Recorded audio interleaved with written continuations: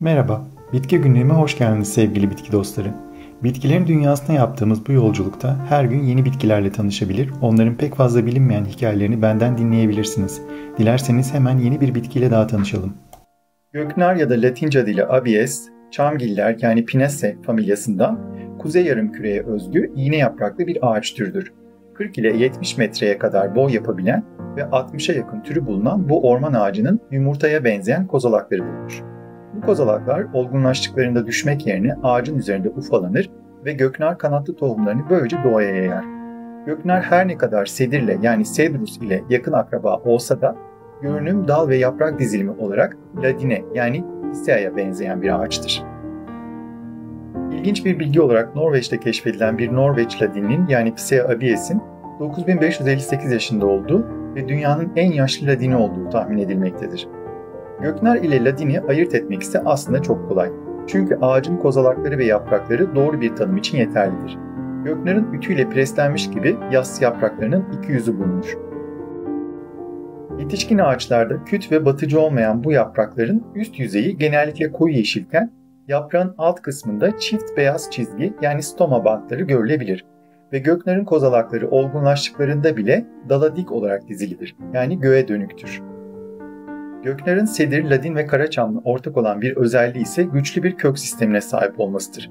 Göknarlar tıpkı kayın, çınar ve kestane ağaçları gibi 700 ile 800 yıl kadar yaşarken ladin ve karaçam 1000 yıl kadar hayatta kalabilen ağaçlardır. Bu güzel ağaçların tümü yüksek dağ ormanlarını süsler. Dağ ormanlarında yaşayan çoğu ağaç ağır iklim şartlarından etkilenmemek için bu tür güçlü köklere ihtiyaç duyar. Bu duruma bir başka örnek olarak benim çok sevdiğim odunu sarımsı kahverenkli kestane yani Castanea sativa verilebilir. Örneğin kestane büyürken 30 metreye kadar yükselirken 15 metre derine kadar inen kökler oluşturur. Kaliforniya'nın doğusuna yer alan White Mountains bölgesinde 3500 metre yüksekte yaşayan bristlecone çamının dünyanın en yaşlı ağacı olduğu sanılmaktadır. Yaşı 5000 yıl üzerinde olduğu düşünülen bu ağaç yılda sadece 2,5 santim büyür ve dış görüntüsü ölü bir ağacı andırır. Oysa kendisi adeta bir ölümsüzdür. Genetik bilimciler gerçekten de ölümsüzlüğün sırrının bu ağacın genlerinde saklı olabileceğini düşünüyorlar. Türkiye'de doğal olarak yetişen göknar türleri Kafkas göknarının alt türleri olan Kaz Dağı göknarı yani Abies nordmanniana subspecies equatoriani, Uludağ göknarı yani Abies nordmanniana subspecies von Mülleriana ve bilimsel literatürde Suriye göknarı olarak bilinen Toros göknarı yani Abies silisica'dır. Ülkemizde sadece göknar türlerinden oluşan 213.652 hektarlık saf göknar ormanları da vardır. Göknarın kesildiğinde çürümeye ve zararlara dayanıksız hale gelen beyaz renkli odunu kereste olmaya elverişli değildir. Bu nedenle de kağıt ve kontrplak imalatında kullanılır.